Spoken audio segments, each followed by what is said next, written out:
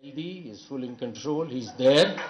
اور میرے بہت اچھے دوست ہیں, اللہ ان کو بہت زندگی دے, اور وہ کنٹرول میں ہیں اور وہ کورٹ میں ہیں, تو میں سینئر اٹارنی ٹھیک ہوں. بہت شکریہ اس بات کا. لیکن آپ کو میں نے کہا ذرا کلیریفیکیشن کر دوں, آپ نے کہا ایکٹنگ, تو ذرا مجھے لگا کہ مناسب نہیں تھا. اچھا پھر ٹھیک. امپلیمنٹیشن کے بارے میں تھوڑا سا میں بتانا چاہ رہا ہوں. ڈائریکشنز کے, I am sorry, I am just mixing English and Urdu. I understand we have foreign delegates here, but few things from the heart can only be said in our national language. So I will keep switching, and my apologies in advance to that. Excellent. چلو پھر تو سارا اردو میں ہی ٹھیک ہے, پھر تو انگریزی کی بھی ضرورت نہیں. Excellent, I am very happy to note that. Directions جو اس ججمنٹ میں تھیں, آئی ہیو گون تھرو, میں نے وہ دیکھی ہیں, اور وہ فضل صاحب نے بھی, ثاقب صاحب نے بھی, اور باقی سب نے بھی دہرائی ہیں. میں اس کو دوبارہ نہیں ذکر کرنا چاہتا. میں امپلیمنٹیشن پہ آنا چاہ رہا تھا کہ یہ پاسبل نہیں ہے کہ سپریم کورٹ کی ججمنٹ امپلیمنٹ نہ ہو. لیکن یہاں آپ کے سامنے ایک مثال بنی ہوئی ہے جس میں بڑی دیر ہو گئی ہے, لیکن ایسا ہونا نہیں چاہیے. میں دیکھ رہا ہوں کہ 2014 کی ججمنٹ ہے, اور اس میں لاسٹ ہیئرنگ جو میں نے ریکارڈ چیک کیا ہے, جو افیکٹو ہیئرنگ ہوئی ہے, وہ 30 نومبر 2022 میں ہوئی ہے. 23 میں غلط بینچ کے سامنے لگ گیا, تو انہوں نے کہا 2 ممبر ہے, لگ نہیں سکتا, اور 2024 میں ہم آ گئے ہیں. So as I said, personally I apologize for this. I will take it up and try to take it further. But I want to underline, and کیونکہ سب بیٹھے ہیں اور وہ سمجھتے ہوں گے کہ اس طرح ہی شاید ججمنٹیں امپلیمنٹ نہیں ہوتی سپریم کورٹ کی, ایسا نہیں ہے. سپریم کورٹ کی ججمنٹس بالکل امپلیمنٹ ہوتی ہیں, اور یہی سٹرکچر ہے آئین کا بھی.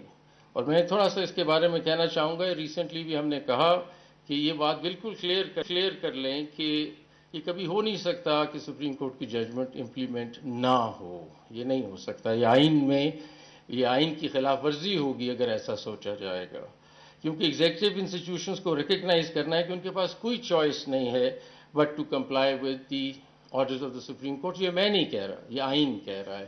آئین کا یہ سٹرکچر ہے, اور یہ اتھارٹی ڈرا کرتی ہے سپریم کورٹ آئین سے, کسی اور ڈاکیومنٹ سے نہیں. کسی کے پاس چوائس نہیں ہے کہ وہ بیان کرے کہ ٹھیک نہیں ہے یا غلط ہے. آئین کہتا ہے کہ یہ ججمنٹ ہے, یہ ججمنٹ امپلیمنٹ ہونی ہے, یہی طریقہ ہے. یا پھر چینج کر دیں سارا سٹرکچر, کچھ اور بنا لیں, لیکن جو آئین ہے اس وقت, جو آئین کا سٹرکچر ہے, اس کے مطابق تو یہی پوزیشن ہے. اور ڈس ریگارڈ اور ڈیلے نہیں کیا جا سکتا کسی ورڈکٹ کو, ورنہ سارا لیگل سسٹم کو آپ بگاڑ کے رکھ دیں گے, اس کا سارا بیلنس آپ خراب کر دیں گے آئین کا اور لیگل سسٹم کا, اگر آپ اس طرف چل پڑے کہ ججمنٹس امپلیمنٹ نہیں ہونی چاہیے. یہ ہو نہیں سکتا. یہ سپریشن آف پاورز کے بھی خلاف ہے. سپریشن آف پاورز ہمیں ایک کام دیتا ہے, ایگزیکٹو کو ایک کام دیتا ہے, لیجسلیچر کو ایک کام دیتا ہے, جو ہمارا کام ہے. ورنہ تو آپ سارا اس سپریشن آف پاورز کے کانسیپٹ کو بھی ٹوٹلی آپ آؤٹ آف بیلنس کر دیں گے. اور یہ کور کمپوننٹ ہے separation of powers, core component ہے ڈیموکریسی کا, اور اس کو ڈسٹرب نہیں ہونا چاہیے. یہ بھی یاد رکھیں کہ جو ہماری ڈیسیجنز ہیں, اس طرح ہم نے ابھی سپریم کورٹ میں ریسنٹلی کہا بھی ہے کہ یہ کوئی ایسی بات نہیں ہے کہ آپ کو کوئی کرٹسی ہے کہ آپ نے امپلیمنٹ کرنی ہے یا کوئی بوجھ ہے آپ پہ. یہ آبلیگیشن ہے, جیسے constitutional obligation, and you have to follow it. اور یہ بڑا ڈیلیکیٹ ایکولیبریم ہے آئین کے اندر, اس کی عزت بھی کرنی ضروری ہے. آبلیگیشن ہے ہماری کہ ہم اس بیلنس کو برابر رکھیں, اور کسی قسم کا کوئی ایگزیکٹو اوور ریچ نہیں ہونا چاہیے. کسی کے پاس چوائس نہیں ہے کہ وہ اس کو سیکنڈ گیس کرے کہ یہ ججمنٹ ٹھیک ہے کہ غلط ہے. یہ اس کا پریروگیٹو ہی نہیں ہے. پریروگیٹو ہی سپریم کورٹ کا ہے. سپریم کورٹ نے فیصلہ کر دیا, that has to be implemented. That is the system of this country, that is the constitution of this country. کوئی نیا نظام بنانا چاہتے ہیں تو پہلے بنا لیں, پھر بات کریں گے اس سلسلے میں. موونگ آن سے یہ بالکل واضح ہو گئی بات کہ یہ کوئی جو ڈیوٹی ہے یہ کانسٹیٹیوشنل ڈیوٹی ہے, اور اس کے سیویئر کانسیکوینسز ہیں اگر آپ امپلیمنٹ نہیں کریں گے. یہ میں اس لیے واضح کرنا چاہتا ہوں اس آڈینس کو کہ اس جگہ ہم دیکھ رہے ہیں ایک ججمنٹ چلی جا رہی ہے اور بڑے عرصے سے امپلیمنٹ نہیں ہو رہی, تو ایسا نہیں ہوگا انشاءاللہ. اس ججمنٹ کو بھی ہم دیکھیں گے, and I assure you, as far as within my powers, I will make sure that this judgment is implemented in letter and spirit, and we take it to its final conclusion.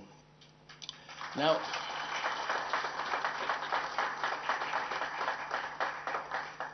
I just want to talk about a little something else also. میں یہ کہنا چاہتا ہوں کہ ہماری judgment تو اپنی جگہ اور وہ امپلیمنٹ ہوگی، اور 2-2.5 گھنٹے آپ نے مجھے بابر کرا دیا ہے کہ وہ امپلیمنٹ نہیں ہو رہی، وہ تو ہوگی انشاءاللہ، اور اس کو آگے لے کے چلتے ہیں. لیکن میں ویسے کیونکہ اب یہ موقع ہے مائنورٹی رائٹس کے بارے میں، تو میں کچھ گزارشات کرنا چاہتا ہوں یہ کہ مائنورٹی رائٹس کو ہم کیسے دیکھ رہے ہیں سپریم کورٹ میں، یا ججز کیسے دیکھ رہے ہیں، لیگل سیکٹر کیسے دیکھ رہا ہے. تو ہم دیکھتے ہیں کہ ہمارے پاس 96.3% مسلمان ہیں پاکستان میں، اور ہندوز 1.6% ہیں، کرسچنز 1.6% ہیں، اور باقی جو لگا لیں کہ سکھس ہیں برادرز ہمارے، بدھسٹ اور باقی جو لوگ ملا کے 1% سے بھی کم ہیں. اتنی ان کی مقدار ہے. میں کلیئر یہ کرنا چاہتا ہوں کہ مائنورٹی جو ہے وہ صرف نمبر کی بات ہے، اور اس سے زیادہ کچھ نہیں ہے. کم ہیں لوگ، ہم زیادہ ہیں مسلمان، اس سے زیادہ آئین میں اور کوئی فرق نہیں ہے. آئین میں سارے رائٹس آپ کے وہ ہیں فنڈامنٹل جو میرے ہیں. تو اس لیے آپ یہ ریلیکس کریں اور ریسٹ ایشور کریں کہ آپ پاکستان میں بیٹھیں تو آپ کے اتنے ہی حقوق ہیں جتنے میرے ہیں آئین کے مطابق. آپ کے بھی وہی فنڈامنٹل رائٹس ہیں جو میرے فنڈامنٹل رائٹس ہیں، اور مائنورٹی ایک صرف نمبر کا نام ہے، اس سے آگے زیادہ نہیں ہے. ہماری رپورٹس جو ہماری کنٹری کے بارے میں بن رہی ہیں وہ کوئی اچھی نہیں آ رہی. ایک فریڈم ہاؤس کی رپورٹ ہے 2023 کی جو کافی ہمیں شو کرتی ہے کہ ہمارے ہاں حالات ٹھیک نہیں ہیں، اور میں کوٹ کرتا ہوں: It was observed that despite constitutional religious freedom guarantees, religious minorities have not been provided effective safeguards against discriminatory legislation, social prejudice, and sectarian violence. Pakistan's religious freedom conditions remain on a negative trajectory, with religious minorities subject to frequent attacks and threats, including accusations of blasphemy, targeted killings, lynching, mob violence, forced conversions, and desecration of houses of worship and cemeteries. یہ report ہے ہمارے بارے میں جو ہمارے حالات ہیں ملک کے ٹھیک نہیں ہیں، اور اس کو بہتر کرنا ہے ہم کو.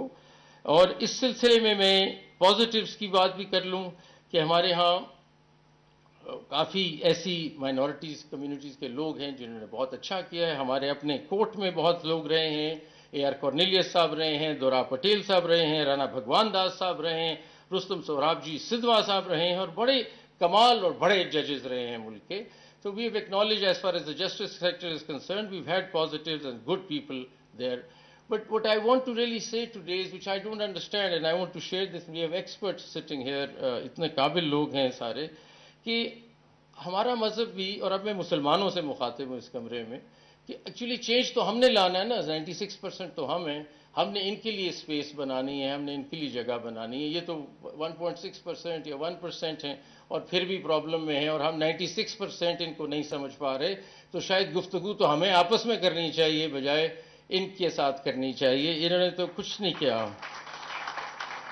اگر ہم گفتگو اپنی کریں اور سمجھے میں مسلمانوں سے مخاطب اور ہم گھر میں بیٹھے ہیں اپنے، ہمارے گھر میں 1.6 یا 2% یا 3% مائنورٹیز ہیں جو بہت پریشان ہیں، تو کیا وجہ ہے؟ ہم کیا کر رہے ہیں غلط؟ ہمیں سوچنا پڑے گا. تو میں دیکھتا ہوں ایز اے جج بھی میں دیکھتا ہوں، میں کہتا ہوں جی کہاں سے میں سمجھ لوں، اس وزڈم کہاں سے لاؤں، کیسے سمجھوں کہ مائنورٹی رائٹس کو کیسے دیکھنا ہے مجھے. تو میں قرآن شریف کی طرف ہی جاؤں گا نا ایز اے مسلمان. میں اور کدھر سے شروع کروں گا؟ تو قرآن سے شروع کرتا ہوں. تو میں سورہ البقرہ پڑھتا ہوں. سورہ البقرہ کی ایک آیت ہے جو کہتی ہے let there be no compulsion in religion. یہ سیدھا سیدھا ایک میسج آ گیا ہمیں. For the truth stands out clearly from falsehood, so whoever renounces false gods and believes in Allah has certainly grasped the firmest unfailing handhold. So basically, no compulsion in religion. This foundational verse asserts the freedom of belief and religion, indicating that faith should be a matter of personal conviction without coercion. یہ personal معاملہ ہے ہر آدمی کا. یہ سورہ بقرہ ہمیں بتا رہے ہیں. اچھا چلیں، قرآن شریف سے ہم نے دیکھ لیا، پھر ہم جاتے ہیں اپنے prophet Muhammad peace be upon ہم ان کی لائف دیکھتے ہیں، انہوں نے کیا کہا ہمیں، اور ہم کہاں سے لیں ساری وزڈم. اپنے رسول سے ہم دیکھتے ہیں کہ ان کے کیا سننا کیا ہے اور انہوں نے کیا کہا. سو کانسٹیٹیوشن آف مدینہ کا ہم پڑھتے ہیں، ادھر دیکھتے ہیں کہ ارلیسٹ موسٹ سگنیفیکنٹ اپروچ جو انہوں نے لی ریلیجس ڈائیورسٹی اور مائنورٹی رائٹس کی، اس وقت بات کی انہوں نے مدینہ میں. اور ڈاکیومنٹ جو آؤٹ لائن کرتا ہے وہ کہتا ہے کسی قسم کی ایگریشن نہیں کرنی، میوچل اسسٹنس کرنی ہے، فریڈم ہونی چاہیے ریلیجس پریکٹس کے لیے، افیکٹولی کریٹ کریں کہ سارے اکٹھے رہ سکیں مذاہب.